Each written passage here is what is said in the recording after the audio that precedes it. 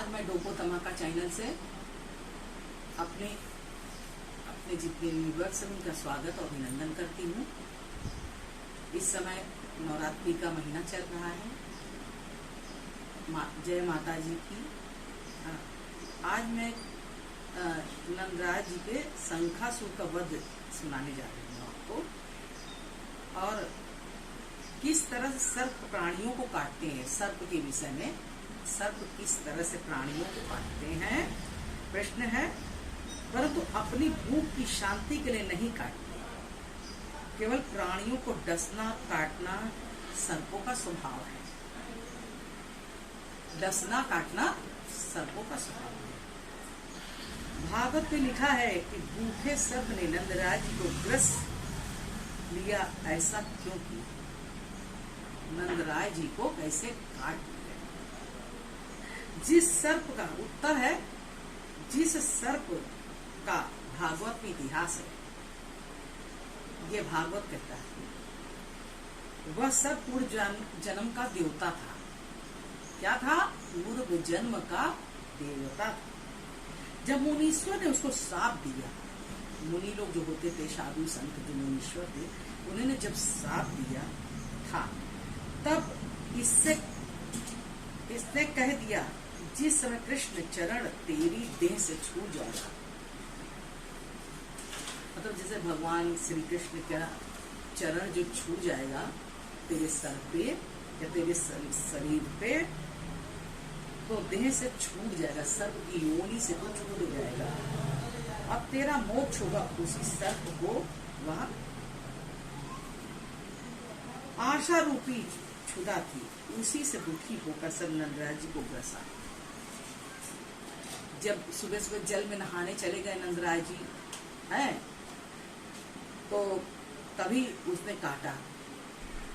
तो ये पूर्व जन्म का होता। तो 34वें नंद राय को निगल गयो एक नाग, शंखासुर को वध कियो कृष्ण सकल भय त्याग। श्री सुखदेव जी बोले, हे राजन, एक समय अत्यंत उत्साह से सब ब्रजवासी देवी की यात्रा करने के लिए बैलों को जोत कर गाड़ियों पर बैठकर देवी के वन में गए।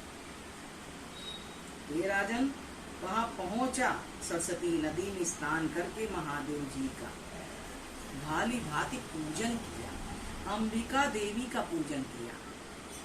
संपूर्ण ब्रजवासी महादेव हमारे ऊपर प्रसन्न हुए, इसलिए मधुर अन्न और गौ ब्राह्मणों को दान किया। और बड़े बड़े भागवान नंदादि को सब ब्रजवासियों उस दिन रात्रि को जल का आचमन कर तीर्थ व्रत करके सरस्वती के किनारे ही वास किया।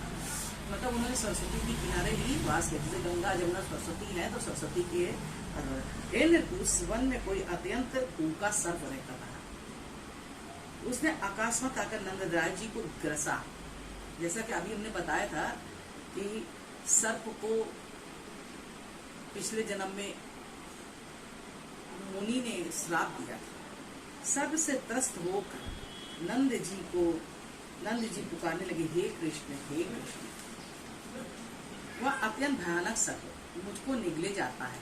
नंद जी ने बचाया कि जमुना के किनारे की बात है। हे पुत्र, मैं तेरी शरण हूँ, तू मुझे छुड़ा।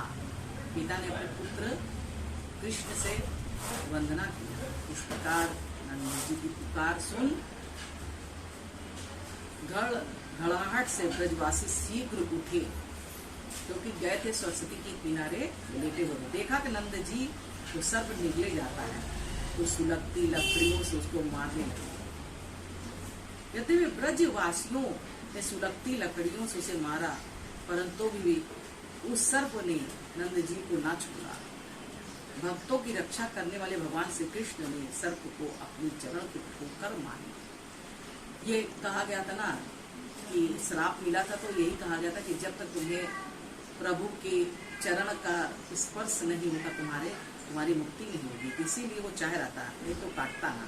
भगवान श्री कृष्ण के चरण को ठोकर लगते ही सबके सब पाप दूर हो गए, और सर्प ने सर्प देह को त्याग कर विद्याधर जिसका पूजन करे ऐसे स्वरूप को धारण किया।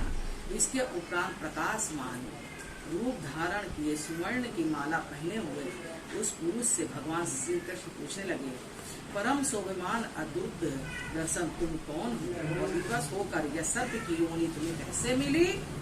यह सुनकर सर्प बोले, हे महाराज, मैं सुदर्शन नामक करके विख्यात कोई सर्प और शरीर की सुंदरता से गर्वित होकर विमान में बैठकर दिशाओं से विचरता है।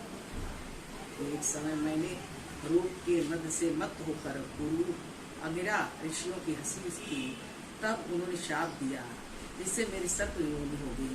करुणावान ऋषिवरों ने कृपा करने के लिए मुझे शाप दिया, जिस कारण त्रिलोकी के गुरु आपके चरणविंद का स्पर्श करने से सब पाप छूट गए। यदि वे शाप न देते तुम्हारी योनि, हे महापुरुष, हे माँ साधुओं के पति, हे प्रकाशमान, हे सब लोगों के दर्शन ईश्वर, हे ईश्वर के ईश्वर, तुम मेरी शरण में आया साप से छूट गया, क्योंकि जिनका नाम उच्चारण करके वक्ता श्रोता अपने आप को पवित्र करते हैं, तो तुम्हारे चरणों से मैं पवित्र हुआ। बोलो, इस इन्हीं बातों से मैं अपनी वीडियो समाप्त करते, जहाँ पे श्री कृष्ण भगवान का बोला था बड़े बड़े पापी छूट जाते हैं, और इस पाप से मुक्ति पाने के लिए भगवान श्री कृष्ण ने जन्म ही लिया है। अब कलियुग की मुक्ति दाता है। जो भी भागवत करता है, भागवत का आचरण करता है, भागवत पढ़ता है, भागवत सुनाता है, तो उसके सब पाप दूर हो जाते। बोलो वृंदावन बिहारी लाल की जय। श्री कृष्ण गोविंद हरे।